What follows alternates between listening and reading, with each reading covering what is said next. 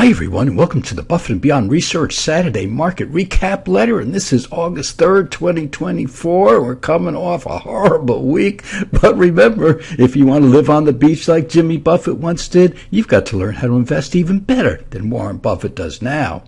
And folks, for those of you who want more information, you can get a full month of free subscription, which means you get 4 letters during the week and 3 videos on the weekend each week. We just need your name and email, no credit cards or anything. Go to buffettandbeyond.com. Remember, Buffett is spelled with 2 F's and 2 T's, buffettandbeyond.com, all one word.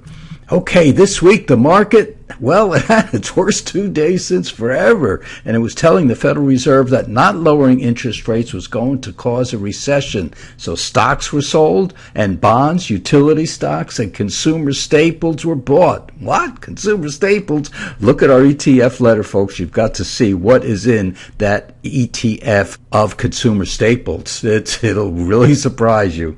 But the NASDAQ entered correction territory as we hedged many of our portfolios. And our weekly stock analysis video, well, advanced micro devices seems to be going nowhere this year. However, over 5 years, it has been a stellar performer. And our ETF video, well, we look at several ETFs that have gone up rather than following the market down. And one of them is the 3-for-1 inverse ETF, which we use for our hedging purposes. And are we glad we had this ETF in some of our portfolios? It's up over 33% since the beginning of July. And when we look at the S&P 500, we come over here and we know that these volatility lines, the 2 red lines with the 20-day moving average in the middle, contains 95% of the market movements. And right now, we are below that line. I'm recording this about 15 minutes before the market closes on Friday, and we are now below that line. That's not a good sign, folks. It means that the market has a lot of momentum going in this direction, and it happens to be the down direction. And down here, our intermediate term indicator is still going down, and it's becoming oversold by a lot. So we might see something, a little change in direction this coming week, folks. Maybe not Monday, but sooner or later it's going to happen, because this is just too much of a down move.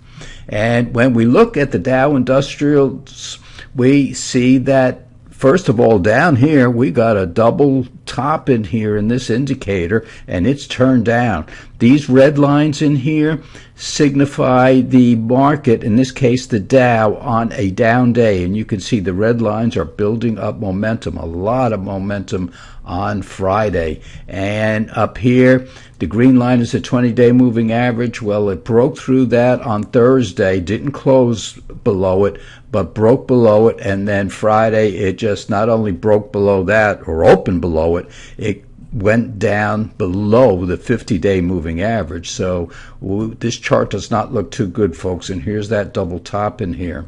And on the S&P 500, we see the same type of thing. The market, or the S&P 500, broke below the 20-day moving average, which is the green line, broke below the 50-day moving average, and is heading down. And you can see how this indicator down here looked like it was going to turn up right in here, but did not. Folks, it's heading down, and these lines down here are pretty much oversold, so we should see a bounce coming into the market maybe Tuesday or Wednesday or so.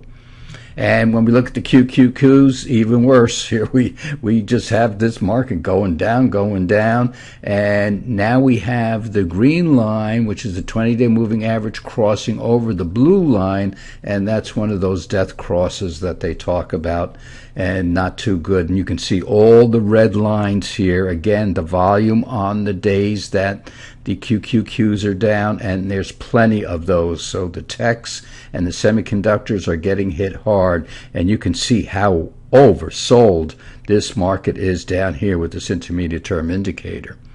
And when we look at the SQQs, now this is the ETF that we use to hedge, and folks, we bought it. Are you going to believe this? We bought it right at 750, right in here, and because we thought we were a day or two late, because when you bring that down, you can see when the black line crosses over, you want to be buying that. And we got a few false signals in here, and then we caught it over here. We thought we were going to be late. We weren't, so we bought it right in here as soon as it crossed over, and boy, we're glad we did, because the next day it gapped up and it just kept going up. This ETF that we use for hedging our portfolios is up 33% since July 5th.